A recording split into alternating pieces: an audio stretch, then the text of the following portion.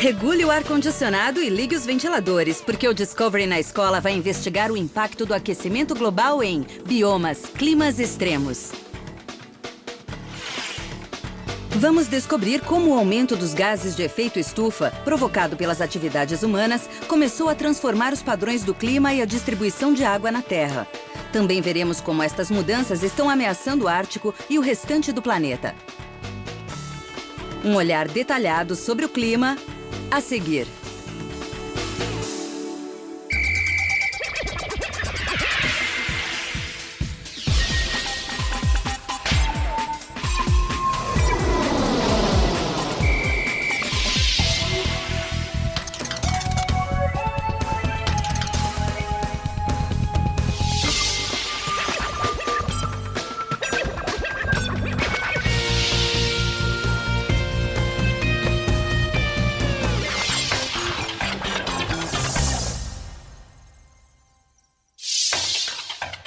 Fique atento às questões e atividades propostas ao final de cada segmento.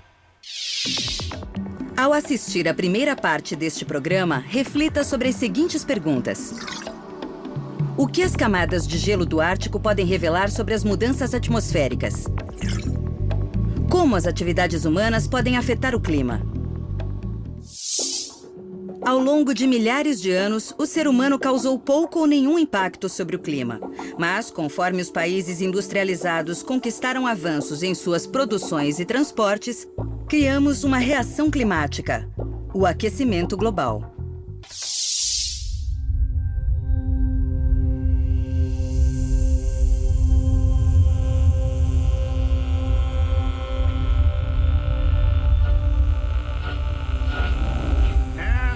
Bom dia a todos. Lá fora, uma neblina densa e 31 graus. Vento sudeste a 21 km por hora e pressão atmosférica 29,7 caindo lentamente. A onda de calor que se instalou na França bateu os recordes de temperatura, com os termômetros atingindo 41 graus Celsius em Paris ontem. Os últimos relatos indicam a morte de mais de 10 mil pessoas na França.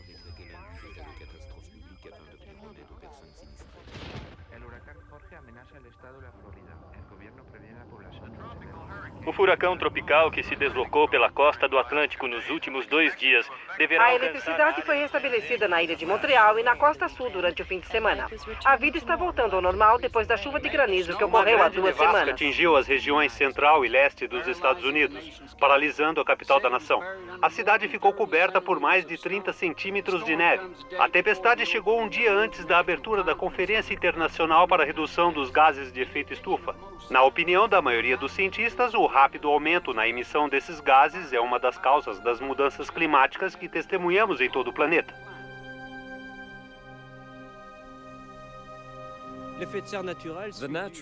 O efeito estufa natural causado por vapor d'água, dióxido de carbono e metano é extremamente benéfico. Se não tivéssemos esses gases, a temperatura média do planeta seria de 18 graus negativos. Seria absolutamente impossível viver. Por causa desses compostos naturais, a temperatura média é de 15 graus, o que facilitou o desenvolvimento da nossa civilização. Mas o que nos preocupa é o aumento do efeito estufa associado às atividades humanas.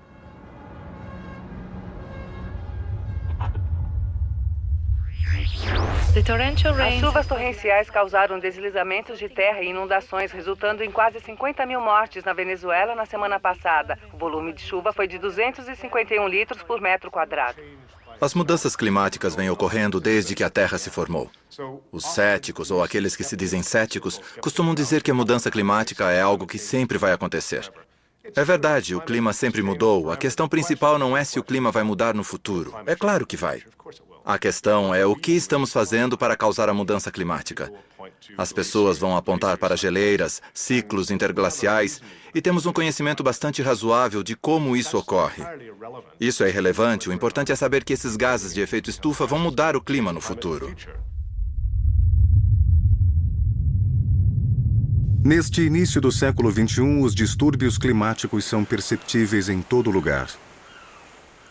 E os cientistas concordam. O aquecimento global é uma realidade.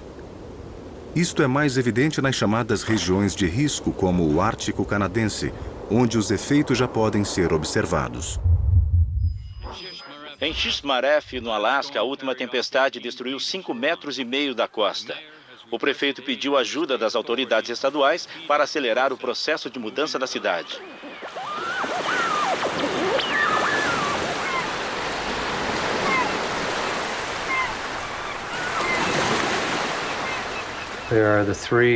Existem 3 pontos clássicos de variação climática no mundo.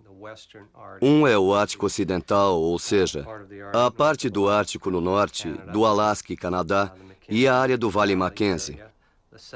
O segundo ponto é a Península Antártica, a ponta de terra que se estende em direção à América do Sul. E o terceiro é o Ártico Siberiano. Lá nós temos relatos de derretimento do permafrost em taxas que nunca foram registradas, com retração da costa de mais de 30 metros ao ano. É o suficiente para causar calafrio na espinha de qualquer um. E certamente é algo que vai causar impacto nos habitantes do norte.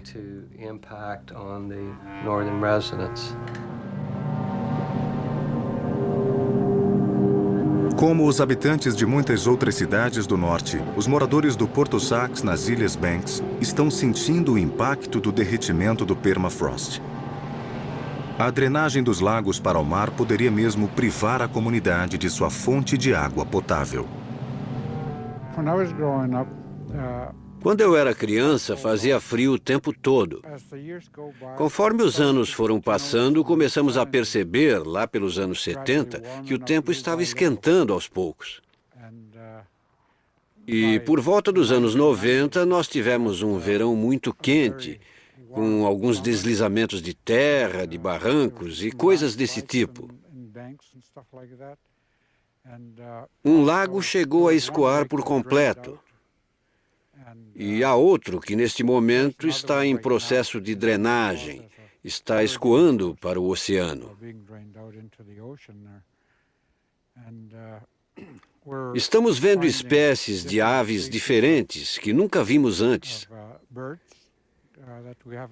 E também alguns salmões, uns poucos salmões que vimos por aqui há alguns anos. Nestas regiões, o efeito da mudança climática é visível.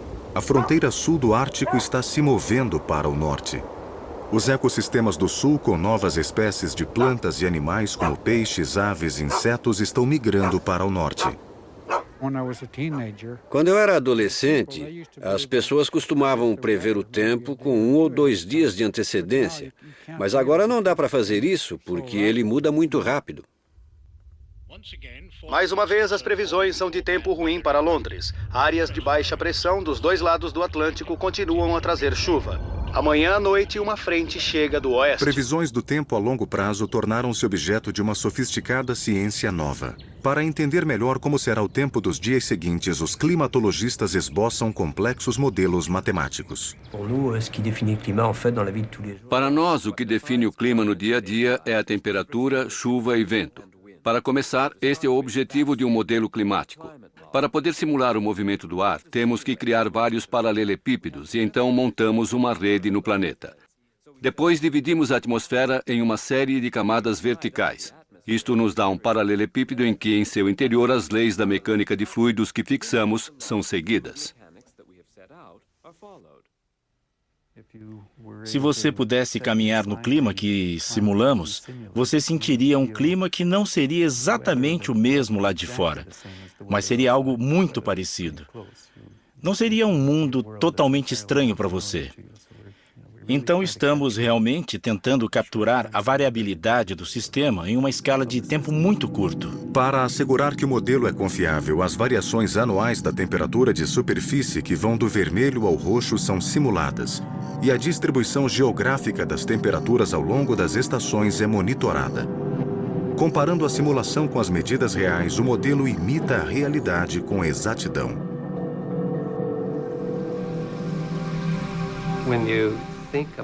Quando se pensa em Ártico e clima, sempre é importante lembrar que o Ártico é parte de um sistema climático maior.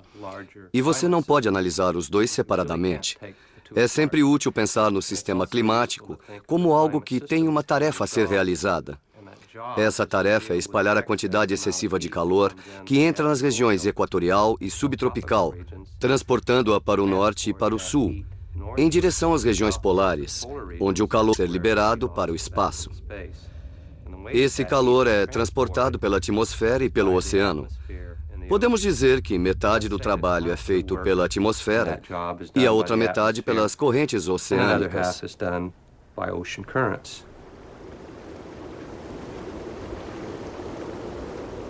O clima polar é único.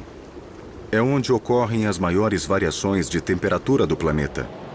Este fenômeno está intimamente ligado a um ciclo de luz solar, no qual as longas noites de inverno abrem caminho para o sol da meia-noite durante o verão.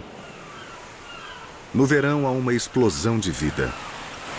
A vida selvagem específica que existe aqui é adaptada a um longo período de inverno coberto de gelo e a uma curta estação das águas.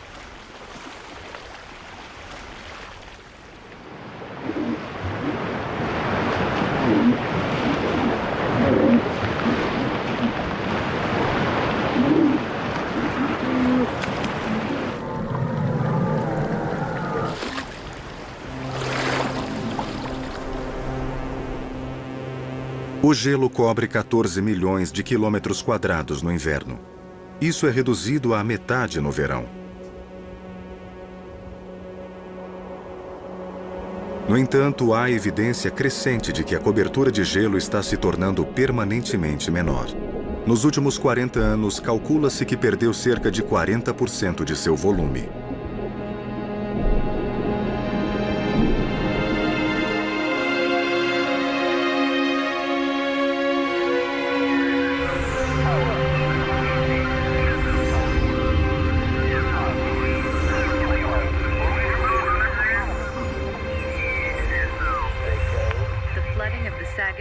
A inundação da região de Saguenay, em Quebec, foi o resultado da chuva excessiva entre os dias 17 e 27 de julho.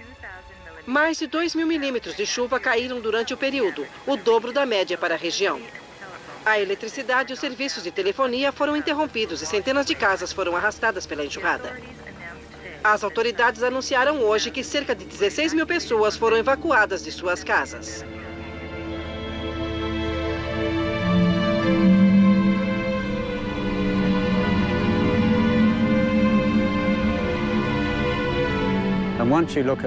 Quando olhamos as evidências, podemos ver que há um aquecimento substancial.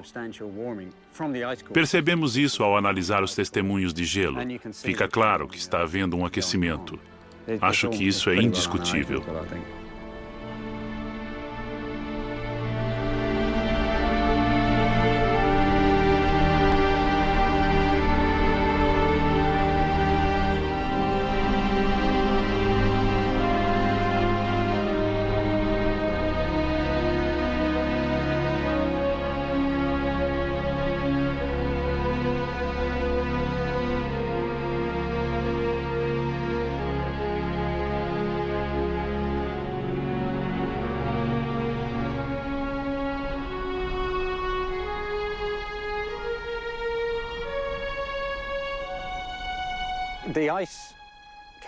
As calotas de gelo, os mantos de gelo, são essencialmente registros da atmosfera e temperaturas do passado.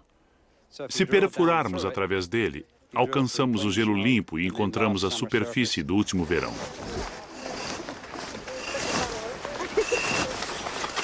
Com as mãos dá para descer uns 20 metros, mais ou menos.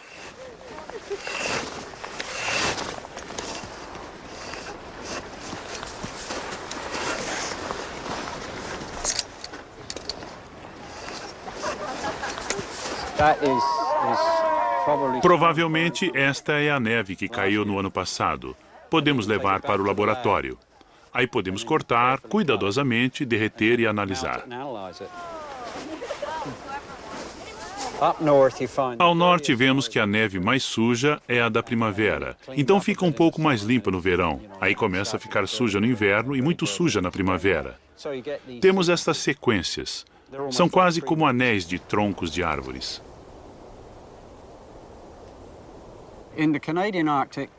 No Ártico canadense, no meio de uma calota de gelo, podemos perfurar em direção ao leito rochoso e encontrar gelo antigo no fundo. O gelo da última era glacial ainda está lá.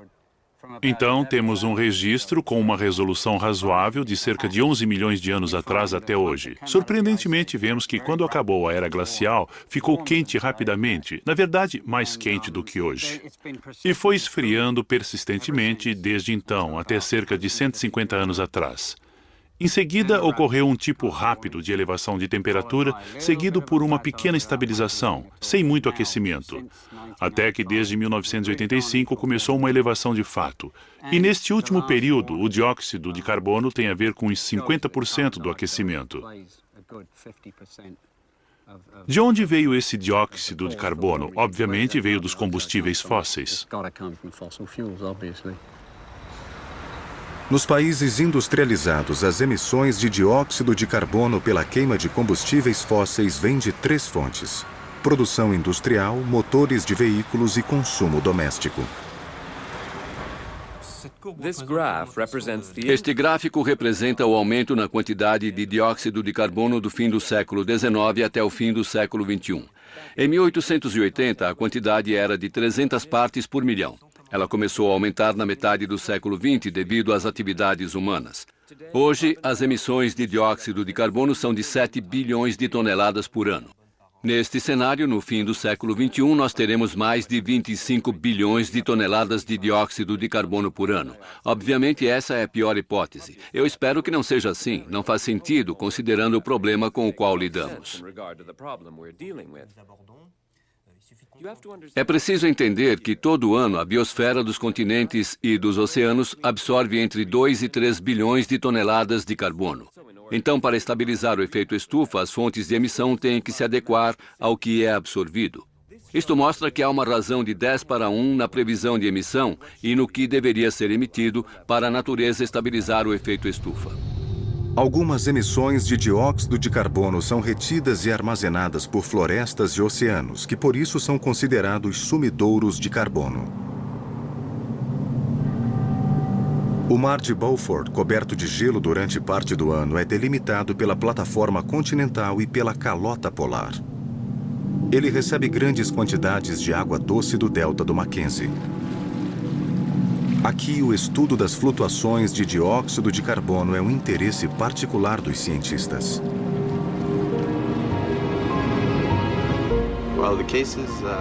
O projeto CASES é um estudo mantido pelo intercâmbio de estudo da plataforma do Ártico canadense. Estamos agora na plataforma de Mackenzie, na área do Mar de Beaufort. Queremos entender melhor o impacto do nosso clima e principalmente a variação no gelo marinho e a mudança nas trocas de carbono da plataforma para a bacia profunda. E também a biologia, os processos biológicos presentes neste complexo sistema. A originalidade do CASES é que não se trata de um estudo monoespecífico. É um estudo multidisciplinar com participação de mais de 10 países. De vírus a baleias, as pessoas deste navio estão observando cada passo do ecossistema. Temos biólogos, bioquímicos, oceanógrafos físicos. É um programa muito completo que realmente tenta organizar as bases destes processos.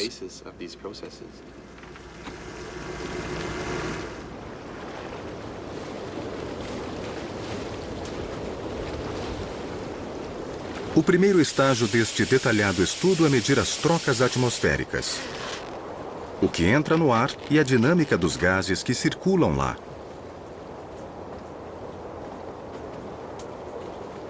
Qualquer alteração nas trocas atmosféricas pode ter um impacto significativo nos ciclos naturais do ecossistema do Ártico.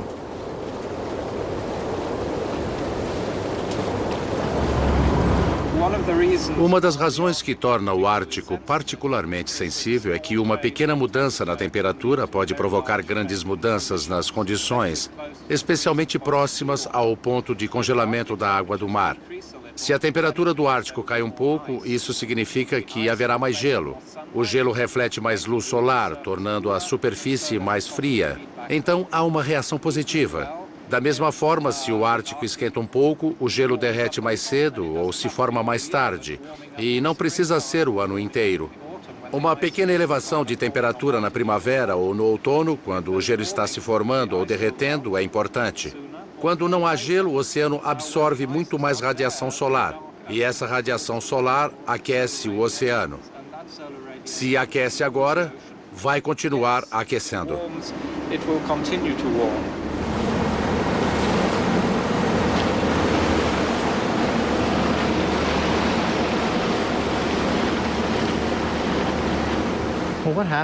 O que ocorre na bacia central do Ártico canadense é o seguinte: o gelo marinho se forma no outono.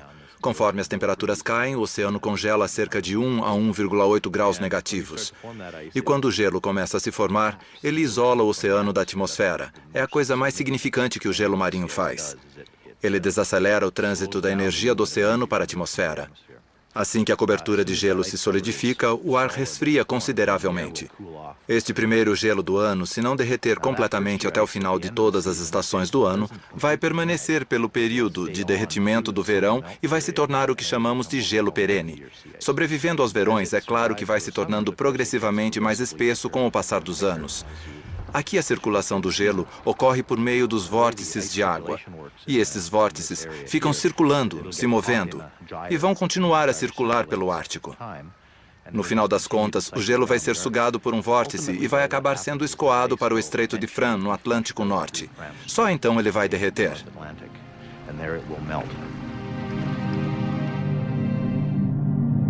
O Ártico tem um sistema de correntes especial, um sistema cardiovascular. As massas de água do Atlântico e do Pacífico seguem rotas complexas em torno das bacias antes de emergir no Atlântico, ao longo da costa do Labrador e da costa leste da Groenlândia.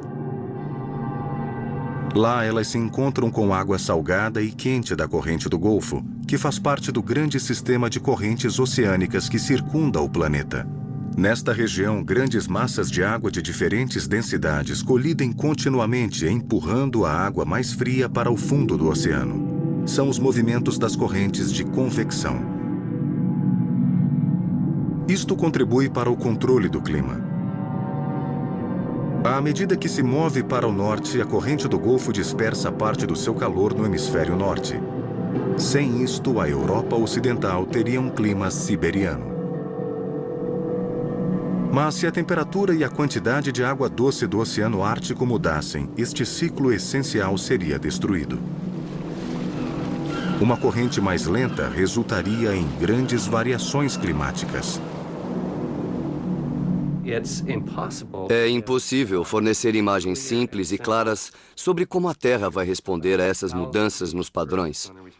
No entanto, quando construímos nossa sociedade, nossa agricultura e nossa economia, esperando que as coisas não fossem mudar, estávamos cometendo um grande erro.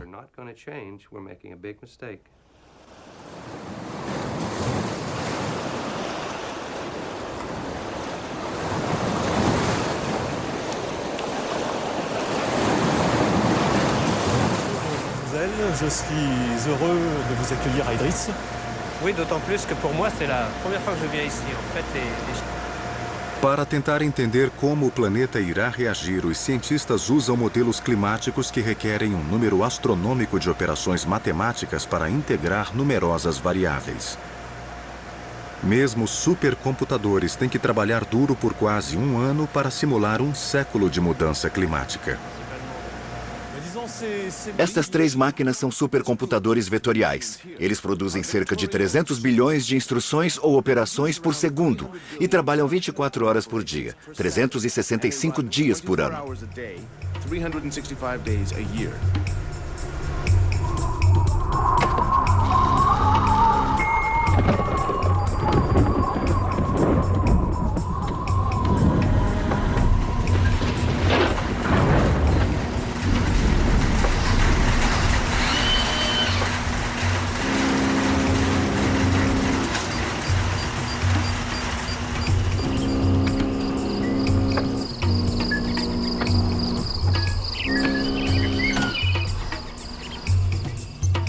A distribuição das mudanças de temperatura projetada para 2050. As regiões polares serão afetadas em grau muito maior do que as regiões tropicais.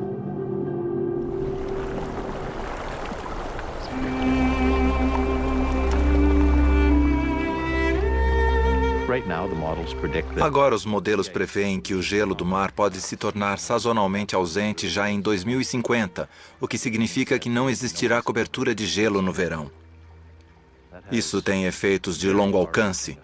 Significa que o clima no hemisfério norte mudaria, porque a atmosfera estaria recebendo muito calor do oceano ao longo do ano. Mudaria também o oceano, porque ele estaria recebendo muita radiação solar que normalmente não receberia. Teria várias consequências de longo alcance, mas ninguém sabe exatamente o que aconteceria nesse tipo de situação.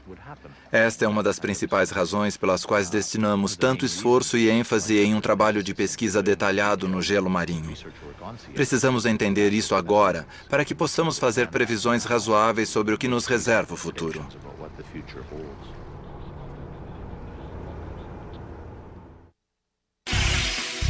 Você já tem todas as informações. Chegou o momento de esclarecer as dúvidas. Debata os seguintes temas.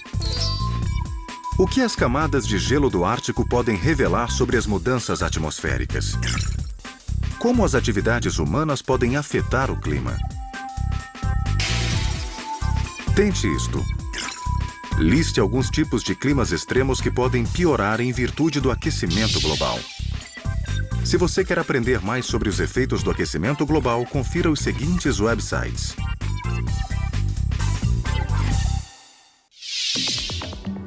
Enquanto você assiste a segunda parte deste programa, reflita sobre as seguintes perguntas. Como o derretimento sazonal precoce do gelo ameaça algumas espécies do Ártico? Como o derretimento das calotas polares pode afetar a vida no Ártico e em outros lugares? Um dos objetivos da pesquisa que ocorre no Ártico é buscar evidências consistentes de que a emissão de gases de efeito estufa pode ameaçar todo o planeta antes que seja tarde.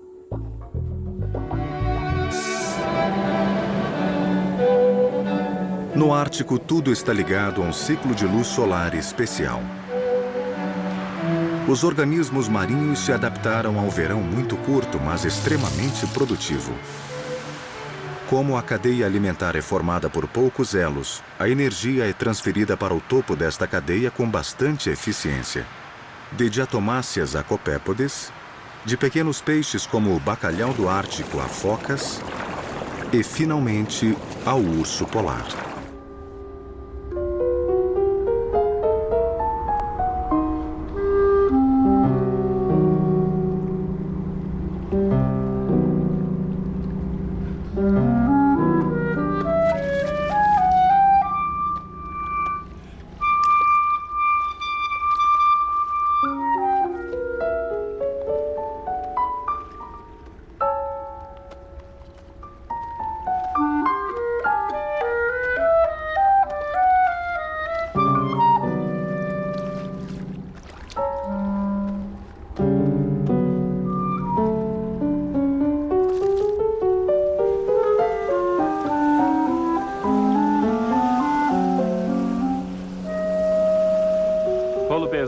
Ursos polares só se alimentam quando há gelo.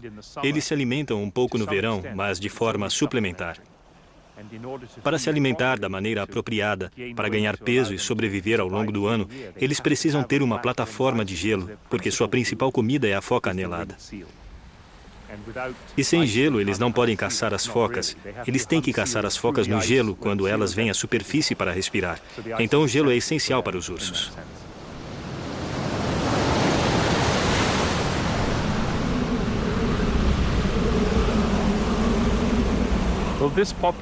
Esta população da Baía de Hudson e outra na Baía de James tem os ursos localizados mais ao sul em todo o mundo. Podemos dizer que eles acharam um tipo de equilíbrio aqui que é bem frágil.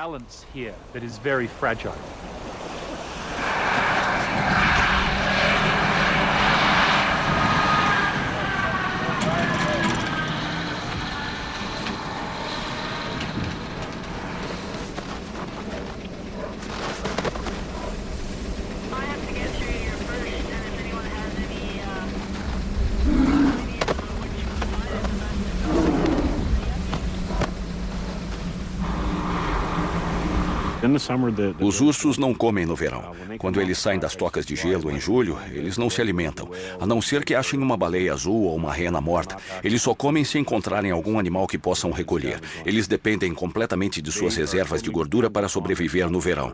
Então, se tiverem um período muito curto de tempo para acumular gordura no inverno, enquanto há gelo acumulado, isso obviamente afetará sua capacidade de sobreviver ao longo do verão. Nos últimos anos, observamos que o gelo vem se formando mais tarde do que costumava. Algo como 2 semanas mais tarde, em média, nos últimos anos. Ao mesmo tempo, o gelo está deixando a baía. O congelamento está ocorrendo mais cedo. 2 semanas mais cedo também, conforme observamos. Isso traz um problema mais relacionado às fêmeas jovens com filhotes, porque os ursos que vão para a baía se alimentar em novembro podem se alimentar de novembro até julho. Então, ter 2 semanas a menos de alimentação não é bom, mas ainda é controlável. No entanto, a fêmea que aparece com o filhote em março e abril tem apenas 4 meses ou pouco menos para se alimentar. Então, reduzir 2 semanas desse período, ter o gelo da baía sumindo 2 semanas antes, significa reduzir seu período de alimentação em torno de 15%. Isso é bem significativo. Se continuar a acontecer no futuro, o que deve ocorrer, isso vai deixar esses animais com uma quantidade de tempo inadequada para se alimentar, para alimentar seus filhotes e para mantê-los durante o período do verão, quando não comem.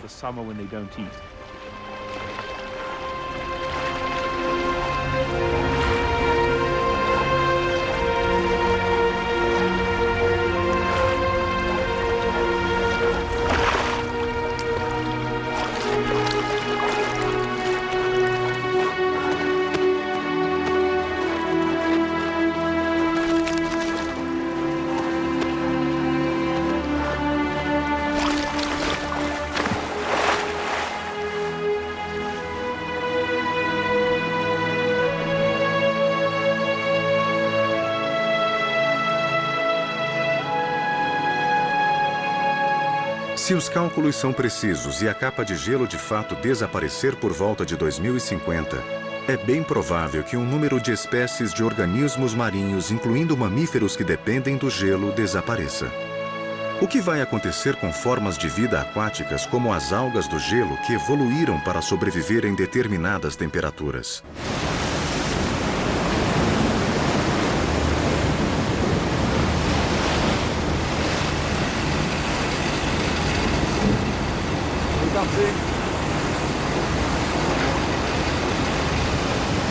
Sabemos bem pouco sobre o atual ecossistema marinho do Ártico, como ele evoluiu e como a variabilidade no ambiente físico afeta sua biodiversidade.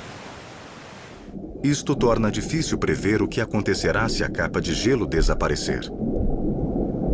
Neste ecossistema marinho de várias camadas, os cientistas analisam a variação bioquímica das colunas de água em diferentes profundidades. Estão iniciando pesquisas básicas em vírus e bactérias.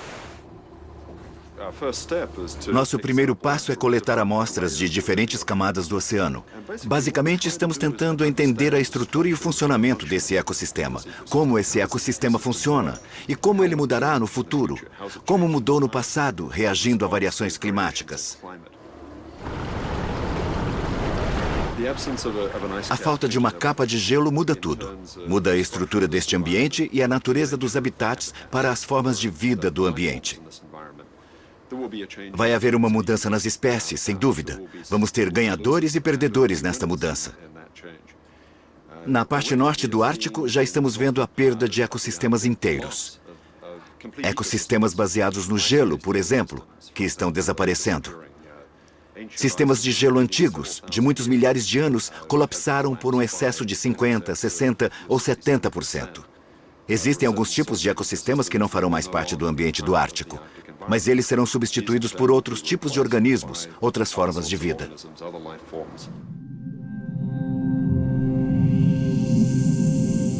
A atual pesquisa permite o desenvolvimento de modelos climáticos melhores que poderão prever os verdadeiros vencedores e perdedores da mudança que está por vir.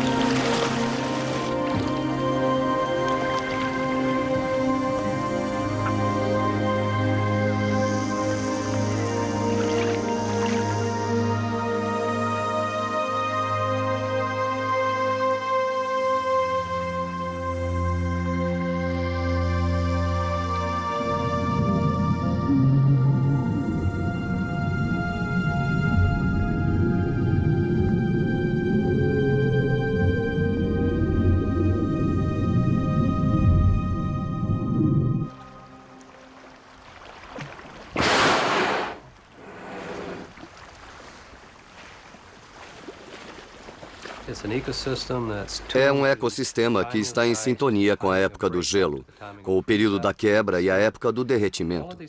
Tudo isso será impactado e sofrerá mudanças. E olhando para modelos, tendências e observações, podemos ter uma ideia do que é possível fazer. Levamos isso aos políticos. Dizemos que esta é nossa visão de um possível futuro e perguntamos: o que vão fazer a respeito disso?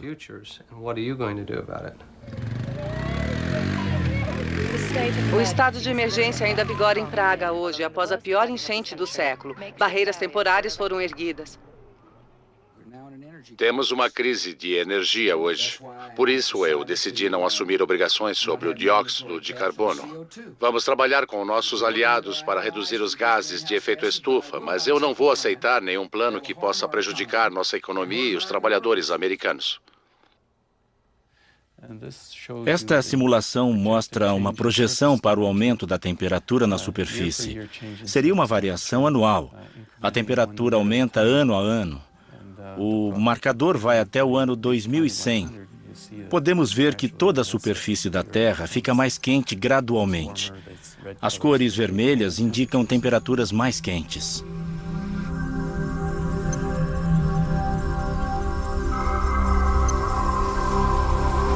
Os modelos prevêem mudanças de temperatura que lembram o que a Terra experimentou no fim da última glaciação. Nesse cenário, a temperatura no planeta poderia aumentar 3,5 graus em média, distribuída de forma irregular. O maior aquecimento ocorreria nos continentes em que nós vivemos. Por exemplo, na Europa, de 4 a 6 graus. Moscou teria a temperatura de Paris e Paris a temperatura de Argel. Estas realmente são grandes mudanças climáticas que também trarão consequências visíveis em nossas regiões. Achamos que a primeira consequência visível é que metade das geleiras glaciais vai desaparecer.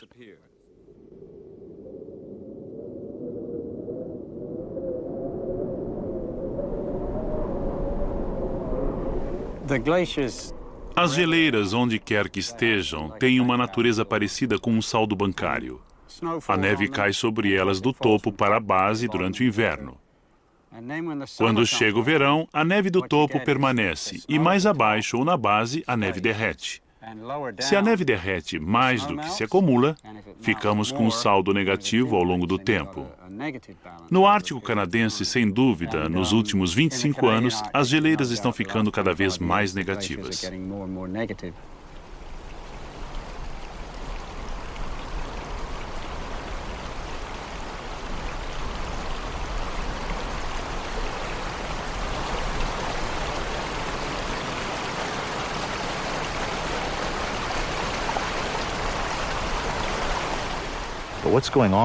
O que está acontecendo em escala global é o derretimento das geleiras. Quase todas as geleiras da região do Ártico estão derretendo.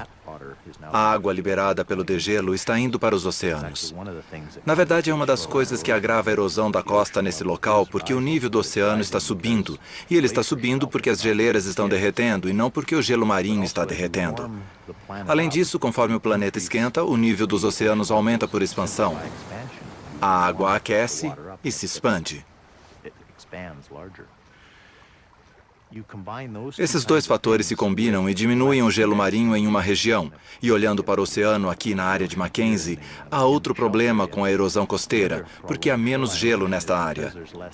Então, quando os ventos sopram, as ondas são maiores, alcançam uma distância maior costa dentro, têm mais energia e podem erodir a massa de terra mais eficientemente. Então, a erosão costeira causa muitos impactos nas comunidades locais. A situação em Tuktoyaktuk é particularmente problemática porque existe uma comunidade vivendo aqui. Eles têm dificuldade para manter a massa de terra firme para construir habitações, estabelecer a infraestrutura para esgoto e eletricidade, esse tipo de coisa.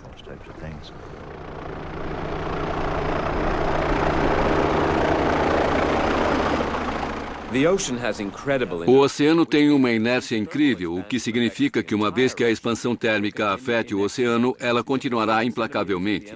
Se são 50 centímetros no fim do século, ainda serão 50 centímetros no fim do próximo século. Mas a partir do momento em que o oceano esquenta cerca de 5 graus em torno da Groenlândia, tememos que a camada de gelo possa derreter parcialmente. E o desaparecimento de metade da camada de gelo poderia provocar um aumento de 3 metros no nível do mar. Com isso, somado à expansão térmica, o nível do mar poderia aumentar cerca de 5 ou 6 metros. Não no século XXI, mas digamos no 23 ou 24. Mas se no fim do século XXI ainda estivermos nessa situação, será praticamente inevitável. Eu acho que não temos direito de fazer isso.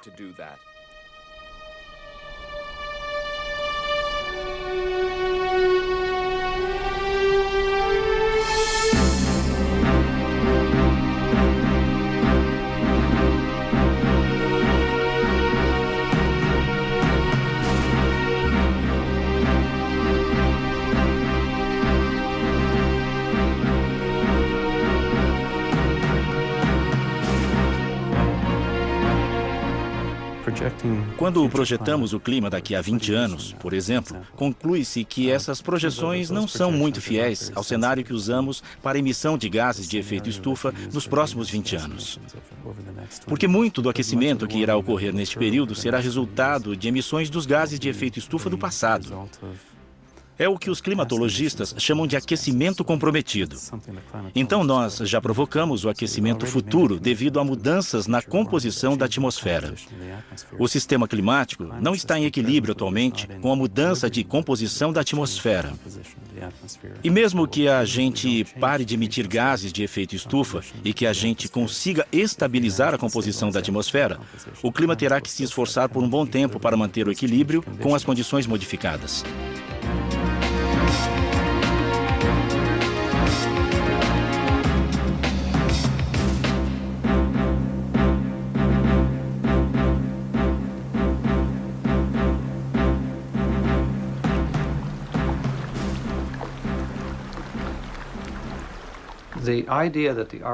A ideia de que o Ártico é parte de um sistema climático global deve estar sempre presente.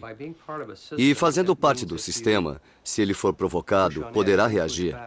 Ele poderá reagir ao que se faz a ele. E existem 3 hipóteses de como o Ártico pode responder: eliminando o cinturão oceânico ou causando uma modificação nele. Outra possibilidade seria uma mudança do albedo do gelo marinho. E uma terceira, que não recebe muita atenção e que poderia ser potencialmente muito séria, é a liberação de dióxido de carbono e metano, que também é um gás de efeito estufa do permafrost e da camada de hidrato de metano enterrada nas profundezas do solo ártico. Isto é uma parte diferente do ciclo do carbono, estudada pelos oceanógrafos da área biológica. Sempre se fala no ciclo rápido do carbono, os níveis que aumentam neste ano, o que é reciclado na cadeia alimentar. Isto é outro aspecto. São produtos de carbono que ficaram armazenados no planeta por milhões de anos e podem ser liberados catastroficamente de uma vez só na atmosfera, agravando as consequências do aquecimento pelos gases de efeito estufa.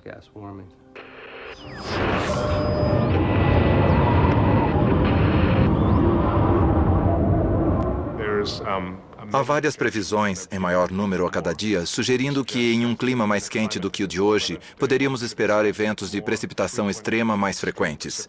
É um desvio na chamada distribuição de eventos de precipitação tão intenso que poderia trazer eventos mais extremos. Depois de incêndios florestais, o norte da Europa foi atingido por chuvas torrenciais. Em muitas cidades, a chuva pesada e os ventos violentos dos últimos dias paralisaram as atividades econômicas e os transportes.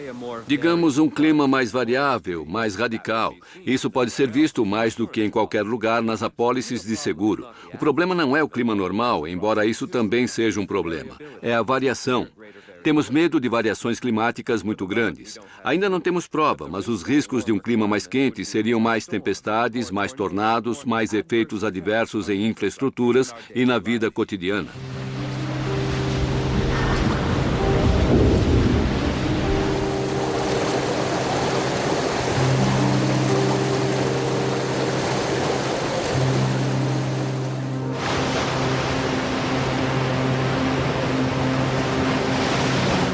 Os modelos de mudança climática estão nos ajudando a ver nosso lar, o planeta Terra, sob uma nova perspectiva. Agora percebemos que o equilíbrio natural está mudando. E está claro que temos um papel nestas mudanças testemunhadas hoje e previstas para amanhã. A questão é, como sobreviveremos a essas mudanças?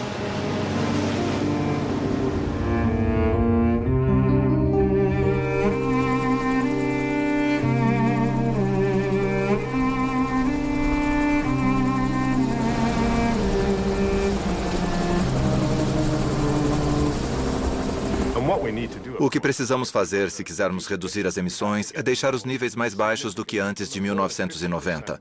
Em mais de 50% e globalmente, o que inclui Índia, China e outros países. Isso precisa acontecer rápido, só assim vamos estabilizar os níveis de gases de efeito estufa em 4 vezes abaixo dos níveis pré-industriais. Essa marca não é vista desde que os dinossauros habitavam a Terra.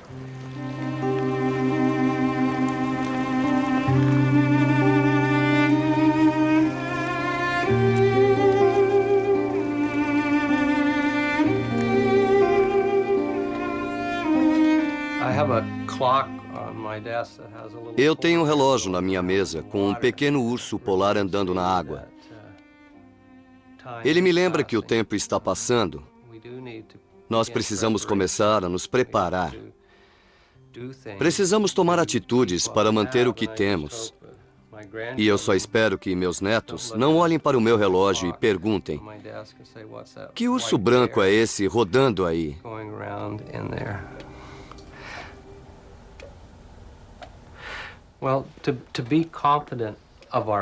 Para termos confiança no nosso futuro, nós temos que agir agora. Há um ditado que diz que, na falta de novas informações, as decisões têm que se basear na suposição de que as coisas não vão mudar. A política continuará como se vivêssemos em um mundo congelado. E a única coisa que sabemos é que a variação climática é real, é grande e existe desde que a Terra se formou. Todos temos que usar qualquer talento que tivermos e fazer todo o esforço que pudermos para nos preparar para uma mudança inevitável. De Singapura a Manila, todos estão usando máscaras antipoluição, enquanto na Indonésia, incêndios florestais continuam a acontecer. No que diz respeito ao futuro do planeta, ainda penso que uma das coisas que não é suficientemente enfatizada é o crescimento populacional. Consequentemente, o uso de tanta energia. Uma vez que isso estiver sob controle, as coisas podem melhorar, mas será uma jornada difícil. Acho que bem difícil por mais de 50 anos, talvez mais de 100 anos. 2 grandes incêndios que atingem 75 mil hectares estavam separados por 3 quilômetros e se aproximam nesta quinta-feira no sudoeste de Oregon. Mais de 17 mil moradores foram alertados e talvez tenham que evacuar a área apenas meia hora depois do aviso. O estado já combateu mais de uma dúzia de incêndios. Eles foram iniciados por raios e queimaram mais de 140 mil hectares no estado. Precisamos continuar otimistas porque este é só um dos vários problemas do nosso planeta. Espero que consigamos, mas nossos conceitos precisam mudar em termos de produção de energia, consumo de energia e transporte. Precisamos assumir responsabilidades. Até onde sabemos, o único modo de encarar nossas responsabilidades é começar agora com medidas concretas. Talvez elas não sejam muito eficazes no começo, mas a única maneira, por exemplo, de influenciar países em desenvolvimento é impor restrições a nós mesmos. As fábricas no centro industrial no norte da Itália estão tentando voltar ao normal depois das enchentes que devastaram a região. Mas os fazendeiros parecem ter sido os que sofreram mais no desastre. A mudança climática certamente é um problema global, mas é um problema que não foi criado por todos no globo. Ou seja, o mundo industrializado foi quem criou o problema. Mas o problema não distingue limites, os impactos são sentidos em todo lugar. Então acho que há um grande ônus no mundo desenvolvido. Temos que ajudar o mundo em desenvolvimento por meio da transferência de tecnologias limpas, com assistência no modo de adaptação às consequências das mudanças climáticas. Mas precisamos mostrar liderança, porque o problema foi causado por nós. As soluções terão que ser formuladas e dadas também por nós. Na verdade, acho que muitas pessoas não percebem que há uma grande ligação entre a questão da mudança climática e a segurança global. Quando um problema é criado em uma parte e há consequências em outra, isso espalha as sementes do descontentamento. Nenhuma gota de chuva caiu em mais de 5 semanas. A seca está durando tanto que tem dificultado a alimentação do gado e provocado queda na produção. Os fazendeiros estão olhando ansiosos para o barômetro.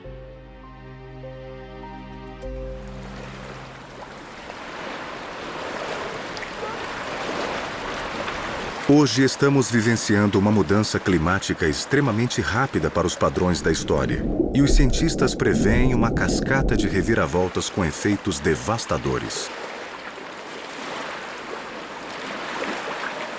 O Ártico é como um ponto de observação que nos permite saber o que pode acontecer com antecedência. Na história da evolução, as espécies sempre se adaptaram a mudanças climáticas, movimentando uma para a outra. No futuro, para onde as espécies do Ártico irão?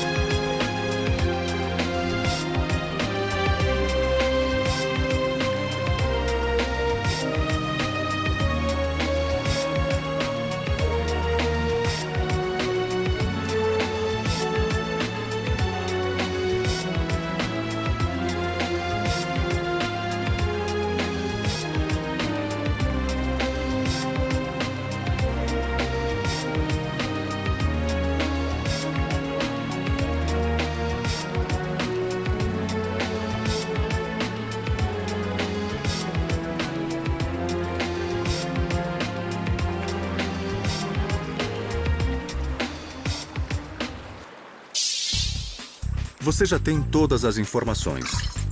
Chegou o momento de esclarecer as dúvidas. Debata os seguintes temas.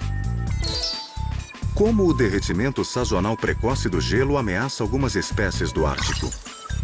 Como o derretimento das calotas polares pode afetar a vida no Ártico e em outros lugares? Tente isso. Faça a cadeia alimentar das espécies do Ártico citadas neste programa. Como a mudança climática afeta o equilíbrio desta cadeia? Esperamos que tenha gostado desta viagem do Discovery na Escola ao Ártico. Se você quer aprender mais sobre como o aquecimento global afeta os lugares mais gelados do nosso planeta, confira os seguintes websites.